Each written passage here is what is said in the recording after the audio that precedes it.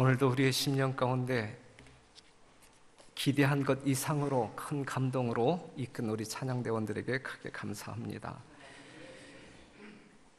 지난번 별내교회 우정의 날 행사를 통하여 우리 별내교회 모든 성도들은 나름 힘을 느꼈을 것이라 생각이 되어집니다. 참여하고 운영하는 모든 과정 속에서 저는 별내교회의 힘이 이러한 것이구나, 그걸 크게 느꼈습니다. 그 다음에 우리 별내교회는 이영옥 집사님 장례식을 치르게 되었는데, 이영옥 집사님 장례식을 치르면서 저는 큰 감동을 받았습니다. 아, 별내교회에 이러한 감동이 있구나. 위로 예배, 입관 예배, 발인 예배, 하관 예배에 이르기까지 성도들이 저마다의 사랑을 가지고 참여하는 모습을 보게 될 때, 전혀 일면식도 없었던 성도들이지만 그럼에도 불구하고 하나님의 사랑이 심령 가득하게 채워져 있기 때문에 적극적으로 참여하여 유족들을 위로했던 여러분들의 모습 속에서 큰 감동을 받습니다. 저보다 유족들은 얼마나 큰 감동을 받았을까. 그 뒤에 우리 맞상주인 완수에게 문자가 왔어요. 정말 별내교회에 크게 감사한다.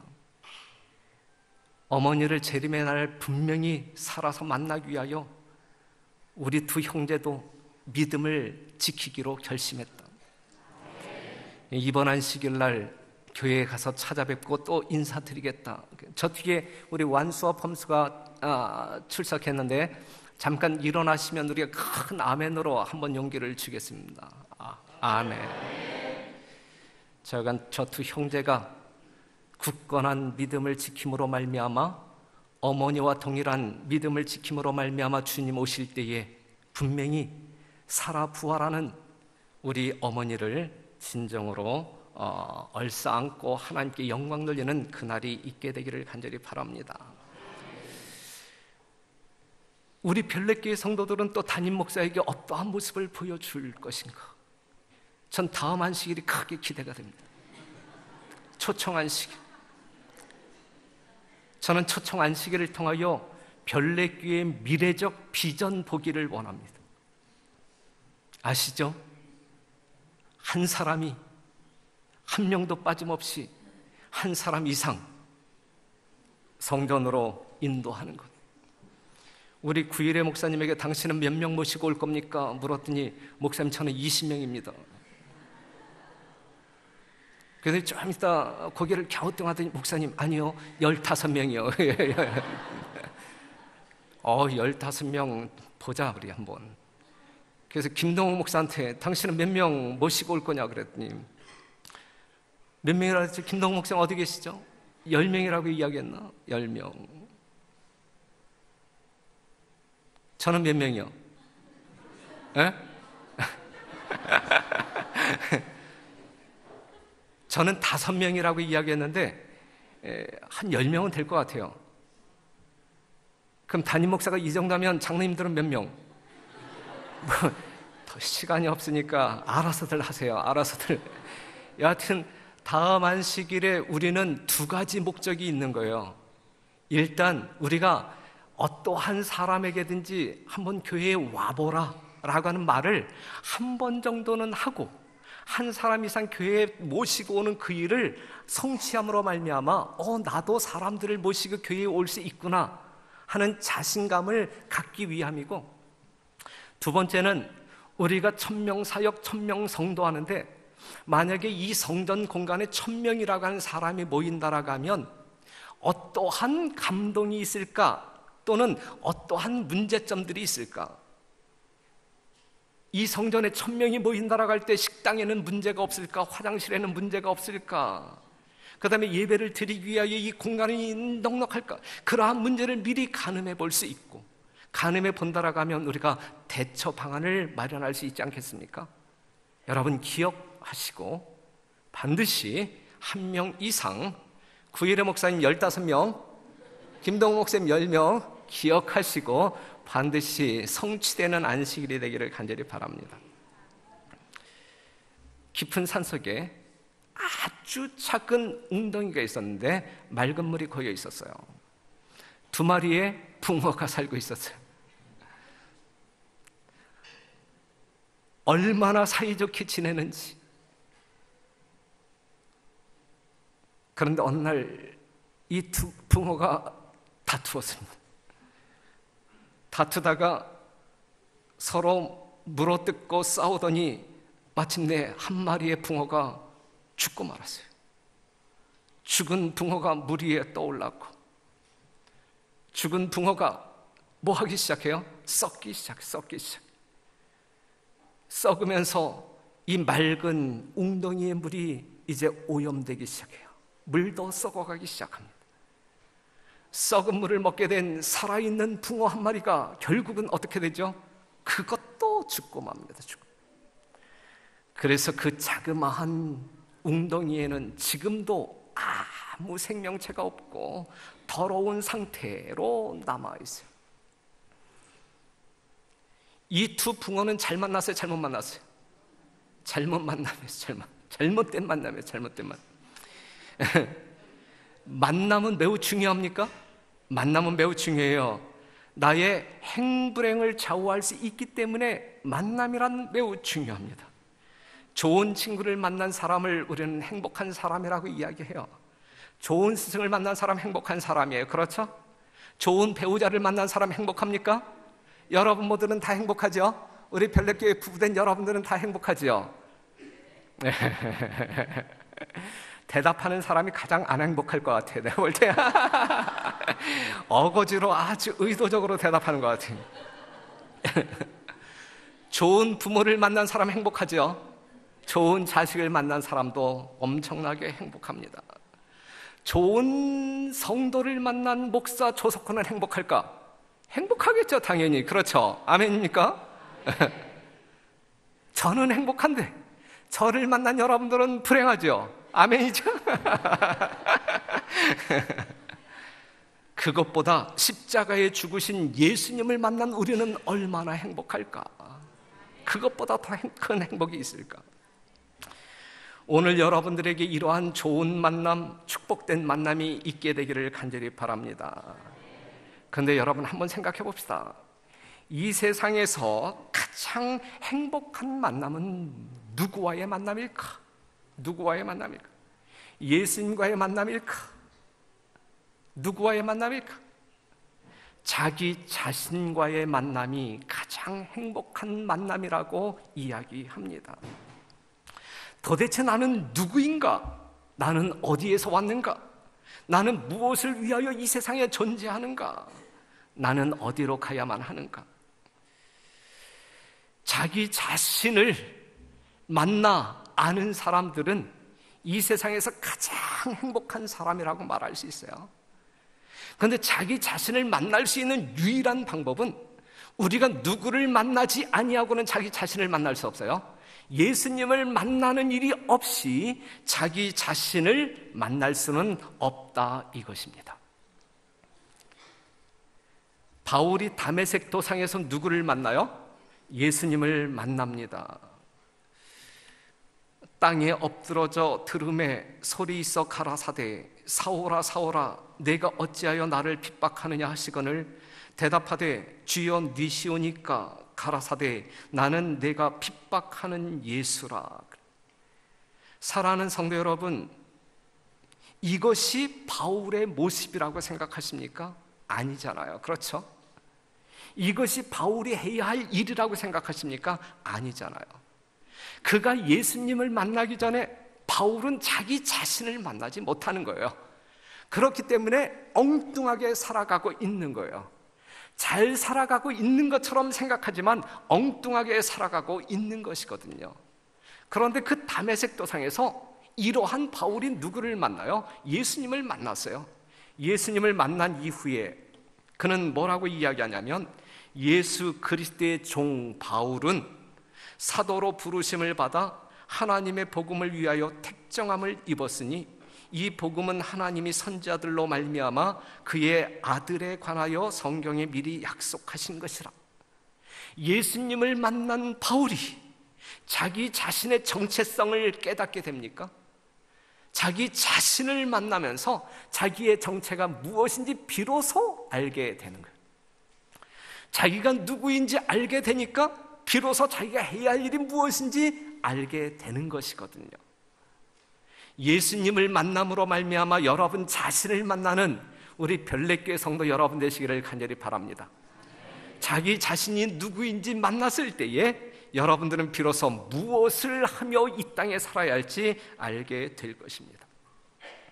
바울은 그가 어디서 왔는지, 어디로 가야 하는지, 이 땅에 사는 동안 무엇을 해야 하는지 비로소 누구를 만난 이후에 알게 되었어요. 예수를 만나고 자신을 만난 이후에 알게 되었다는 말씀이죠. 이러한 사람을 우리는 행복자라고 말할 수 있을까? 이러한 사람을 아무리 어떠한 역경 가운데 있다 할지라도 행복한 사람이라고 우리는 간주할 수 있어요. 빌립보서 3장 13절 다 같이 읽겠습니다. 시작.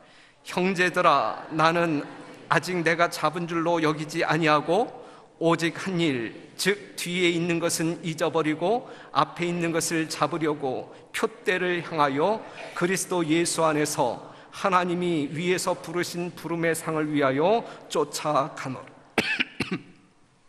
사랑하는 성도 여러분, 자기 자신을 만난 이 바울은, 죄송합니다,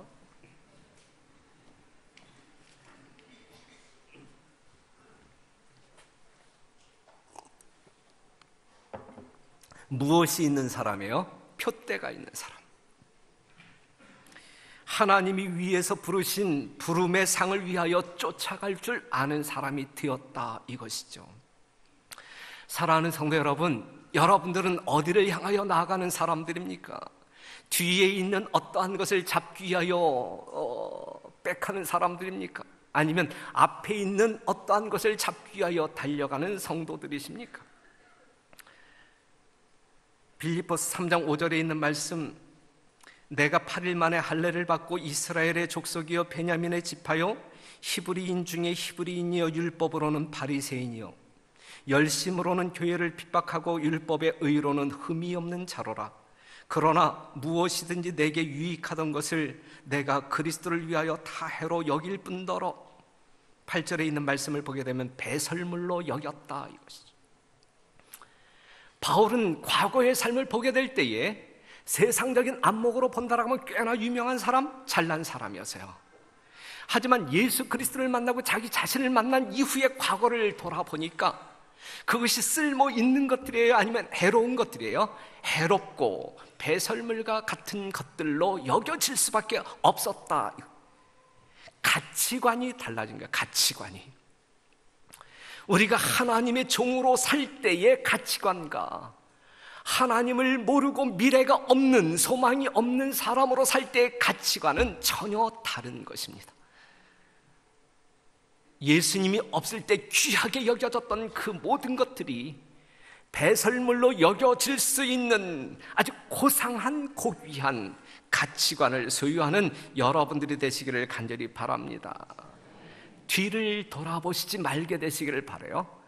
예수님을 믿기 전의 삶을 되돌아보시면서 그리워하지 아니하는 삶을 살게 되기를 간절히 바랍니다. 출애굽한 이스라엘 백성들이 광야에서 죽을 수밖에 없었던 이유는 그 앞에 있는 가나안을 향하여 나아가기보다는 뒤에 있는 애굽을 그리워하면서 자꾸 뒤로 돌아가려고 하니까 가나안에 들어가지 못하고 광야에서 죽어버린 것 아니겠습니까? 과거에 연연하는 사람들의 삶이 이러한 운명으로 끝난다라고 하는 사실이죠. 불바다가 될 소돔과 고모라 성에서 간신히 빠져나온 롯의 처가 돌아보지 말아야 할 그 뒤를 자꾸 돌아봄으로 말미암아 운명이 어떻게 되어요? 소금기둥이 되고 말지 않습니까? 사랑하는 성도 여러분, 여러분들은 예수님을 믿기로 작정한 하나님의 종들 아니십니까?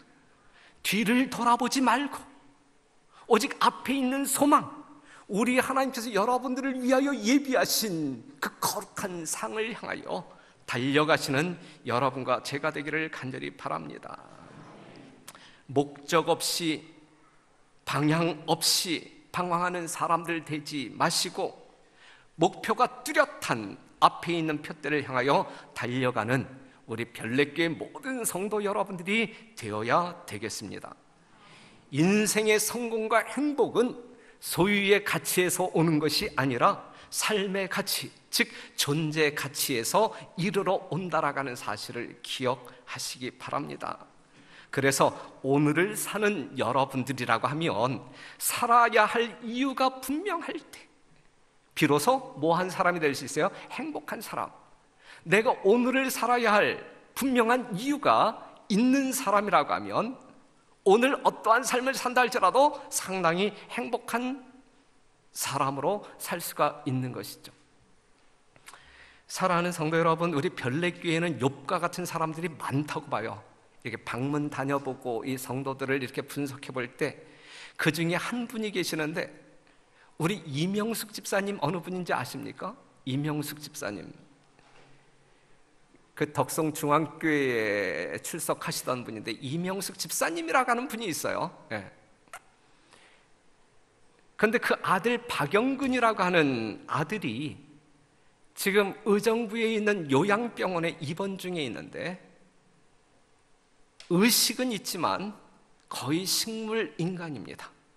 2002년도에 그렇게 되었어요. 2002년도에.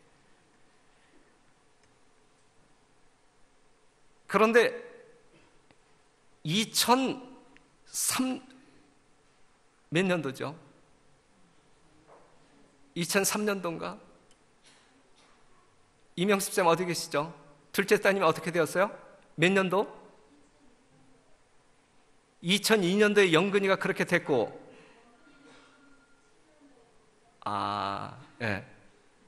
영근이가 그렇게 된 이후에 둘째 딸이 혈액암으로 2002년도에 죽습니다. 그 3년 뒤에 이 딸 때문에 예수님을 믿게 된 아버지가 방광암으로 수술을 받게 돼요. 그러면서 2007년도에 2012년도에 큰 딸이 위암으로 또 죽습니다. 그리고 2012년도에 이명숙 집사님이 위암 판정을 받아서 위암 수술을 받습니다. 그런데 지난 주에 그 병실을 방문했더니 누워있는 아들을 간호하는 이명숙 집사님의 얼굴에 눈물을 흘리고 있었겠어요? 아니면 우리를 맞이하는 얼굴이 아주 밝았겠어요? 너무너무 밝았어요. 우리 이명숙 집사님에게 한번 물어보세요. 당신은 불행합니까? 행복합니까? 라고 이야기할 때 여러분들은 분명하게 아주 확신 있는 대답으로 너무너무 행복합니다 라고 하는 대답을 들으실 것입니다. 우린 그 대답을 듣고 왔어요. 이러한 상황 가운데 진짜 행복할 수 있을까? 하지만 우리 이명숙 집사님은 살아야 할 이유가 있기 때문에 살아서 그 아들을 병간호해야 되고, 또한 살아서 우리 예수님 재림할 때 잃어버린 두 딸을 만나야 할 분명한 이유가 있기 때문에 그러한 그늘 속에 살아도 우리 집사님은 너무너무 행복해하는 거예요. 여러분 한번 보세요. 예배 끝난 다음에 이명숙 집사님 한번 만나보세요. 저분이 얼마나 행복한 마음을 가지고 살아가고 있는지 한번 여러분들이 확인해 보세요. 정말 욥과 같은 그 이상의 삶이지만 예수님 때문에 아주 가장 행복한 인생을 살아가고 있습니다. 가치 있다라고 하는 말은 우리가 쓸 데가 있다라고 하는 말로 대신 바꾸어 말할 수 있어요. 쓸 데가 있는 것은 가치가 있다는 이야기고, 쓸 데가 없는 것은 가치가 없다라고 하는 말이죠. 자신과의 만남이 없는 사람들의 삶은 가치가 있어요, 없어요? 없는 거예요. 존재 가치를 모르기 때문에 가치가 없는 거예요. 세상에는 쓸데없이 공부 잘하는 사람이 있어요? 공부는 잘하는데 쓸데없이 공부 잘하는 사람이 있어요? 쓸데없이 돈 많은 사람, 쓸데없이 성공하고 출세한 사람들이 세상 가운데 참 많이 있습니다. 갓난아이에게 10,000원짜리 지폐를 준다라고 하면 그 아이가 그 가치를 알아요, 몰라요? 몰라요. 그것을 버립니까? 버리죠. 버리는 이유가 뭐예요? 그것을 어디다 써야 할지 모르기 때문에 그래요. 쓸 때를 알지 못하기 때문에. 쓸 때를 알지 못하고 공부 잘하는 사람은 쓸데없는 거예요. 공부를 잘하는 것도 중요하고 돈을 잘 버는 것도 중요하고 세상적으로 출세하고 성공하는 것도 중요하지만 그것보다 더 중요한 것이 있다고 하면 그것에 쓸 때를 아는 것이 더 중요하다 이것이죠. 맞습니까? 분명히 그렇습니다. 무화과나무, 성경에 많이 나오잖아요. 무화과나무. 그냥 말 그대로 우리가 번역한다라고 하면 꽃 없이 열매 맺는 나무가 무화과나무죠. 그런데 자세히 알지는 못하지만 꽃 없이 열매를 맺을 수 있는 나무가 있을까요? 그럴 수는 없겠죠. 그러니 무화과나무라고 하는 것은 꽃이 있어도 잘 보이지 않거나 또는 보인다 할지라도 볼품 없이 보이기 때문에 무화과나무라고 명명했을 거라 그냥 생각해 봅니다. 어쨌든 사람이 무화과나무를 심는다라고 하면 꽃을 보기 위하여 심는 것일까? 아니면 열매를 얻기 위하여 심는 것일까요? 열매를 얻기 위함이다. 무화과나무를 심는 사람은 분명 꽃을 보기 위함이 아닌 무엇을 얻기 위함? 열매를 얻기 위함이다라고 하는 사실이죠. 그런데 하나님께서는 하나님의 백성들을 어떠한 나무로 비유하시고 무화과나무로 비유하시고 포도원에 심으셨다라고 이야기하시죠. 한번 봐봐요.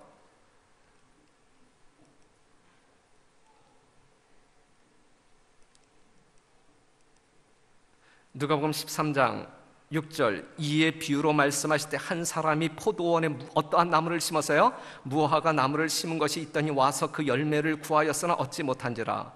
과원지기에게 이르되 내가 3년을 와서 이 무화과 나무의 실과를 구하되 얻지 못하니 찍어버리라. 어찌 땅만 버리느냐. 대답하여 가로되 주인이여 금년에도 그대로 두소서. 내가 두루 파고 거름을 줄이니 이후에 만일 실과가 열면이 오냐와 그렇지 않으면 찍어 버리소서 하였다 하시느니라. 그래서 3번이나 와서 열매를 얻지만 열매를 얻지 못하는 주인, 땅만 버리는 이 나무를 찍어 버리라고 명령하죠. 하지만 과원지기는 2번만. 사랑하는 성도 여러분, 열매 없는 무화과 나무는 쓸모가 있는 나무예요? 쓸모가 없는 나무예요? 쓸모가 없는 나무다. 열매가 없는 무화과 나무는 쓸모가 없는 나무, 땅만 버리는 쓸모없는 나무다. 농부들이 밭에 곡식을 심어놓고 왜 김을 맵니까? 왜 풀을 뽑아? 그 잡초는 쓸모가 없으니까. 그렇죠?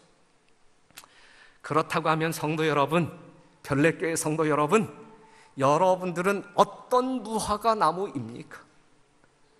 여러분들은 어떤 무화과 나무입니까? 쓸모 있는 나무입니까? 아니면 쓸모 없는 나무입니까? 우리는 기억해야 할 것입니다. 열매를 맺도록 하기 위하여 그 과원지기가 그 무화과 나무에게 어떠한 공을 들였는지 우리는 기억해야 할 것입니다. 여기서 비유되어진 과원지기는 누구를 상징하고 있어요? 예수님.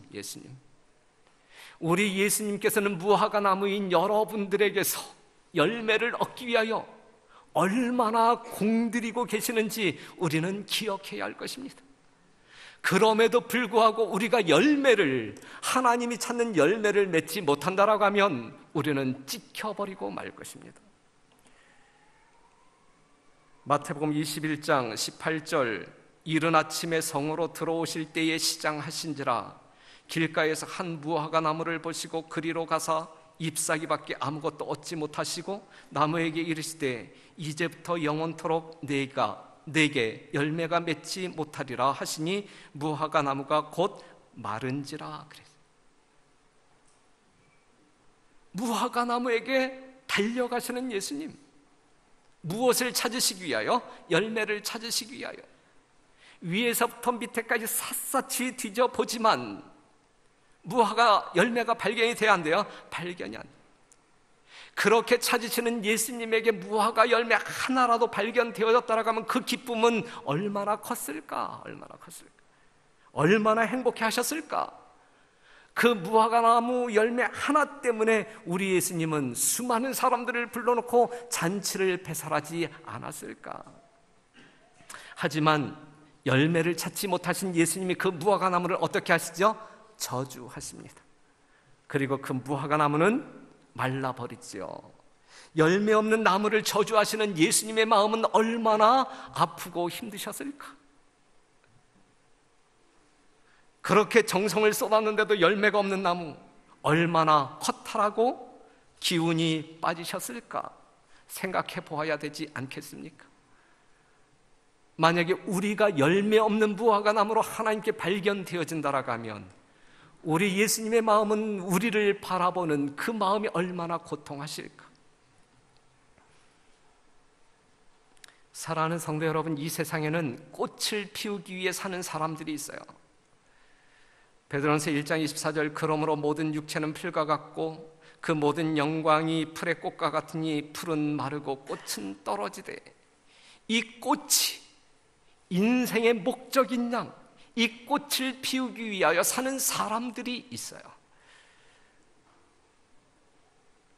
술집에서 웃음과 몸을 파는 여인들을 우리는 여러 가지 말로 부르는데 가장 고전적인 표현 가운데 하나는 뭐라고 이야기하죠? 화류계라고 이야기해요. 화류계. 꽃타자를 써서 화류계라고 이야기해요. 사람이 하나님의 뜻을 모르고 자신의 소명을 깨닫지 못하고 사는 사람은 영적으로 볼 때에 모두 화류계에 속한 사람이라고 볼 수 있지 아니할까? 그런 인생은 비천한 인생, 삶이 초라할 수밖에 없고 그러니 불행해질 수밖에 없는 것이거든요. 사랑하는 성도 여러분, 꽃을 위하여 사는 여러분들이 아니라 열매를 위하여 사는 여러분 되시기를 간절히 바랍니다. 이 세상의 부귀영화를 여러분들의 인생 목적으로 삼는 것이 아니라 예수님 앞에 합당한 사람들로 구별되어지는 참다운 목적 의식을 가지고 그 표대를 향하여 나아가는 여러분과 제가 되기를 간절히 바랍니다. 또한 세상 가운데에는 열매는 맺히는데 쓸데없는 열매를 맺고 사는 사람들이 있어요. 열매는 열매인데 쓸데없는 열매가 있는가? 있어요, 없어요? 있어요. 시장에 내다 팔지도 못하고 또한 집에서 먹지도 못하고 그래서 쓰레기통에 버릴 수밖에 없는 열매가 있단 말이죠. 이사야 5장 2절에 있는 말씀, 땅을 파서 돌을 제하고 극상품 포도나무를 심었도다. 그 중에 망대를 세웠고 그 안에 술틀을 팠었도다. 좋은 포도 맺기를 바랐더니 어떠한 포도? 아무 쓸모없는 쓸데없는 들포도를 맺혔구나라고 이야기하고 있어요. 극상품의 포도를 심었는데 들포도를 맺었어요. 쓸데없는 열매, 쓸모없는 열매. 그 농부는 얼마나 허탈할까? 얼마나 허탈할까? 마태복음 7장 15절, 거짓 선자들을 삼가라. 양의 옷을 입고 너희에게 나오나 속에는 노략질하는 일이라. 그의 열매로 그들을 알지니 가시나무에서 포도를 떠는 엉겅퀴에서 무화과를 따겠느냐. 이와 같이 좋은 나무마다 아름다운 열매를 맺고 못된 나무가 나쁜 열매를 맺나니 좋은 나무가 나쁜 열매를 맺을 수 없고 못된 나무가 아름다운 열매를 맺을 수 없느니라. 아름다운 열매를 맺지 아니하는 나무마다 찍혀 불에 던지우니라. 이러므로 그의 열매로 그들을 알리라 그랬어요. 사랑하는 성도 여러분, 그렇다고 하면 우리는 어떠한 사람이 되어야 마땅할까? 분명 하나님께서는 우리를 무화과 나무로 이 땅에 심으셨는데 말이죠. 우리는 꽃을 보기 위하여 존재하는 사람이어야 할까? 아니면 열매를 얻기 위하여 사는 사람이어야 할까? 열매를 얻어야 하는데 쓸데있는 열매이어야 되지 않겠습니까? 추수기의 농부의 기쁨은 열매가 어떠냐에 달려 있어요. 30배, 60배, 100배의 열매를 맺는 우리 모두가 되어야 되지 않겠습니까? 야고보서 5장 7절에 있는 말씀 같이 읽어요. 시작. 그러므로 형제들아, 주의 강림하시기까지 길이 참으라. 보라, 농부가 땅에서 나는 귀한 열매를 바라고 길이 참아 이른 비와 늦은 비를 기다리나니. 여하튼 농부는 뭘 기다리고 있어요? 열매를 기다리고 있어요. 그러니 사랑하는 성도 여러분, 우리는 무엇을 맺어야 할 사람들이에요? 열매를 맺어야 할 사람들이다. 어떠한 열매요? 성령의 열매. 그렇죠? 예? 우리는 열매가 있어야 할 사람들이에요. 어떠한 열매? 쓸모있는 열매. 쓸모있는 열매. 쓸데있는 사람들이 되어야 한다는 말씀이죠. 우리가 아는 바대로 바울은 쓸데가 있는 사람이에요. 그는 하나님과 사람에게 없어서는 안 될 중요한 사람이었어요. 사랑하는 성도 여러분, 공부하는 것이 중요하지 않고, 돈을 버는 것이 중요하지 않고, 출세하는 것이 중요하지 않아요. 공부하는 목적이 중요하고, 돈을 버는 목적이 중요하고, 출세하는 목적이 중요하다라는 사실을 기억하시고, 여러분들에게 있어서 그것이 무엇인지 깨닫는 여러분 되시기를 간절히 바랍니다. 교회에 출석하는 것이 중요한 것이 아니라 교회에 출석하는 목적이 무엇이냐가 중요하죠. 내가 교회에서 어떠한 직임을 가지고 사는 사람이냐, 그 직책이 중요한 것이 아니라 그 직책이 무엇을 하는 것이냐, 이 직책을 통하여 내가 하나님께 어떻게 영광을 돌리는 사람이냐, 이것이 중요한 것이죠. 맞습니까? 분명히 그렇습니다. 바울처럼 하나님을 만날 수 있도록 기도하시는 여러분 되시기를 바라고, 그 예수님을 만남으로 말미암아 여러분 자아를 만나게 되시기를 바라고, 그리함으로 말미암아 여러분들의 삶의 목적이 정해지기를 바라고, 그리하여 여러분들의 삶이 존재하는 가치가 우리 하나님 보실 때에 크게 드높여지게 되기를 간절히 바랍니다. 부자와 가난한 농부가 한 마을에 살고 있었어요. 아주 옛날 이야기. 가난한 농부에게는 자녀가 5명이나 있었지만 이 부자는 상당히 부유하게 살지만 자식이 아무도 없었어요. 자식이 없는 이 부자는 행복했겠어요? 불행했겠어요? 옛날 사람들은 죽은 다음에 누가 제사를 지내줄까, 이게 큰 이슈가 되지 않습니까? 어느 날 부자는 이 가난한 농부에게 자식 하나만 달라. 그러면 내가 당신에게 이 집도 주고 밭도 주겠노라. 그 이야기를 들은 이 가난한 이 농부의 부부는 기뻤을까요? 기쁘지 않았을까요? 기뻤어요. 야, 우리도 이제 쉽게 살 수 있겠구나. 에? 그래서 기쁜 마음을 가지고 집에 돌아왔어요. 저녁 때 이 5명의 아들들이 다 누워서 자고 있는데 이 부모는 뜬 눈으로, 자, 저 5명 중에 누구를 보낼까? 5명 중에 누구를 줄까? 남편이 가장 어린아이 막내를 가리켜요. 아직 젖먹이였는데. 그랬을 때 부인은 안 돼. 그는 아직 젖먹이이기 때문에 보낼 수 없어. 안 돼. 그러자 남편이 둘째 아이를 가리킵니다. 그런데 그 애는 지금 병이 들어 아픔 중에 있었어요. 그러자 엄마는 걔도 안 돼. 그 아이는 내가 여전히 데리고 있으면서 간호해야 돼. 병을 낫게 해주어야 돼. 안 돼. 그러자 남편이 이제 장남, 맨 위에서 자고 있는 장남에게 손가락을 보였어요. 그랬을 때에 엄마는, 그 장남을 보내면 농사는 누가 줘? 걔는 농사 짓기 때문에 걔는 보낼 수 없어. 안 돼. 그랬을 때 아버지는 넷째 아이에게로 이제 지적을 하는데, 이 넷째 아이는 아직 철부지. 눈물 자국도 지워지지 아니한 채로 자면서 잠꼬대를 하고 있는 철부지. 엄마가 이야기하기를, 이 아이를 보내게 되면 맨날 엄마 찾으면서 울 거야. 그렇기 때문에 보내서는 안 돼. 이제 제일 끝에 자고 있는 셋째 아이에게 아빠가 손가락을 짚었어요. 그런데 그 셋째 아이는 그 5명의 아들들 중에서 가장 부모의 속을 썩이는 아들이었어요. 남편은 그 아이를 보내자고 제안을 했어요. 그랬을 때 아내는 안 돼. 그 애야말로 부모의 사랑과 기도가 필요한 아이야. 그 아이를 보내서는 안 돼. 밤을 새며 고민을 하던 이 부부가 잠이 든 아이들의 볼에 키스를 하고 아침을 맞이하게 됩니다.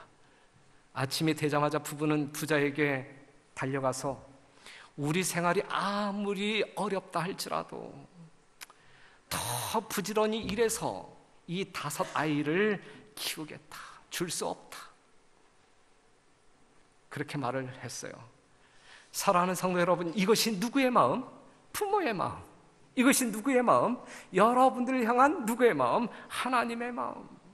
그 5 아들이 그 부모에게 귀하지 아니한 쓸모없는 자식이 아무도 없었단 말씀이죠. 이것이 부모의 마음, 이것이 하나님의 마음.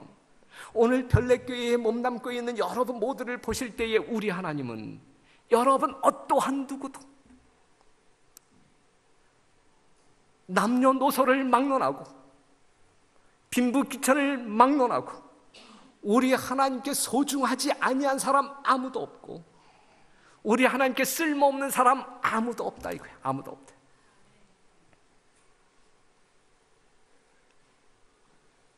우리 하나님은 결코 우리를 결코 포기하지 않아요. 여러분들을 귀하게 가치 있게 쓸모있는 자로 여겨주심에 대하여 크게 감사하시는 여러분 되시기를 간절히 바랍니다. 그렇다고 하면 이제부터라도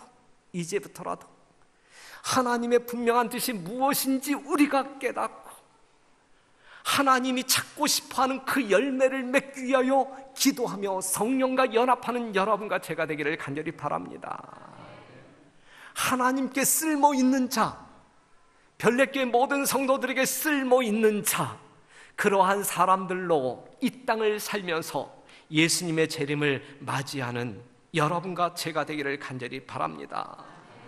바울은 분명 예수를 만났고 자기 자신을 만났습니다. 오늘 여러분 모두가 예수님을 만나게 되기를 바라고 여러분 자신을 만남으로 말미암아 쓸모있는 자들로 하나님께 구별되어지는 주의 종들이 되기를 간절히 바랍니다.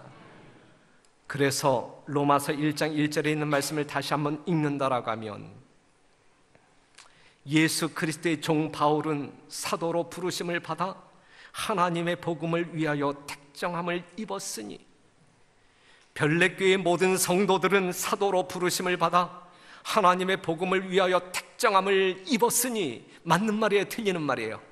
성경적으로 맞는 말이에요? 틀리는 말이에요? 맞는 말이죠.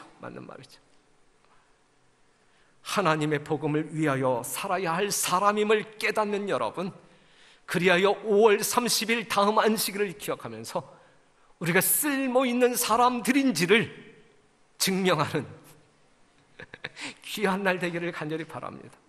그래야 되지 않겠습니까? 다음 안식일 문턱에 서서 여러분들을 맞이하는 저에게 분명히 모시고 온 사람들을 확인시켜주고 입장하게 되시기를 간절히 바랍니다. 그러한 여러분들에게 하나님의 놀라운 축복이 함께하길 간절히 바라면서 말씀 마치겠습니다.